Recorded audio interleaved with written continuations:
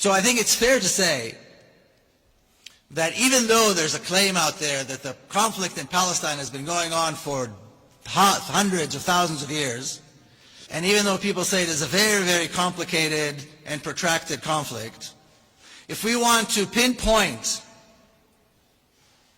the reasons there is a conflict in Palestine, then we need to look no farther than racism and colonialism that came from Europe. That is the source of the trouble, of the problem in Palestine. Not only Palestine, but certainly Palestine. And I'm sure that many of you, if not all, have heard of the Balfour Declaration. Now, growing up as an Israeli, you would think that the Balfour Declaration is one of the Ten Commandments. That it came down the mountain with Moses, and that Balfour was some kind of a prophet or a saint. Every city, almost every city in Israel, has a Balfour Street or a Balfour Plaza. And growing up, you think that Balfour was, at least a prophet, maybe a king, a Jewish king. And what is the Balfour Declaration? Lord Balfour, who was the Foreign Secretary of Great Britain, promising a Jewish millionaire by the name of Rothschild,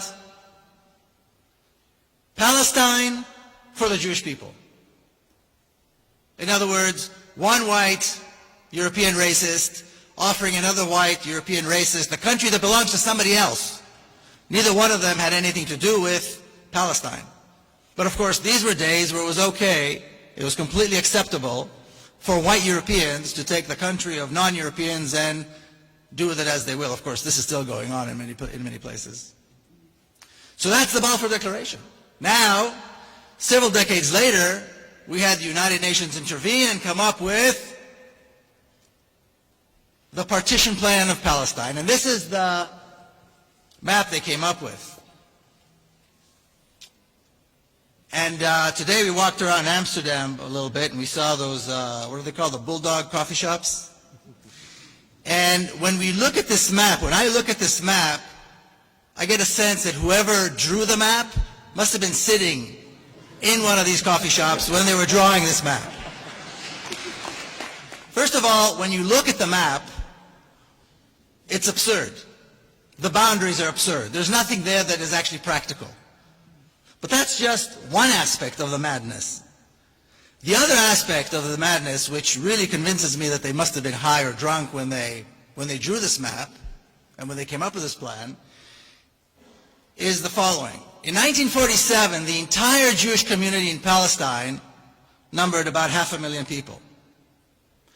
These were the people who, like my grandparents, came from Eastern Europe to colonize Palestine, to immigrate to Palestine, if you want to call it that.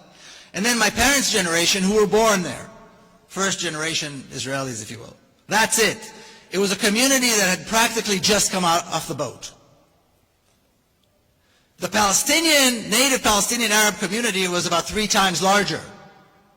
Yet the partition plan, or in the partition plan, they allocate the larger portion of the country to the smaller Jewish community.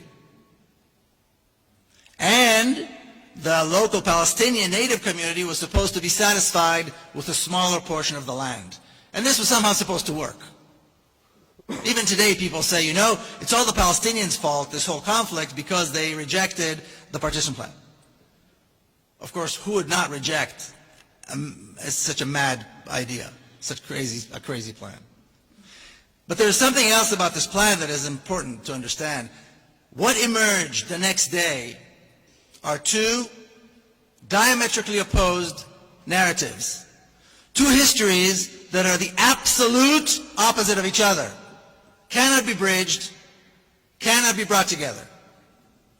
And when we accept one, we reject the other. It is that extreme.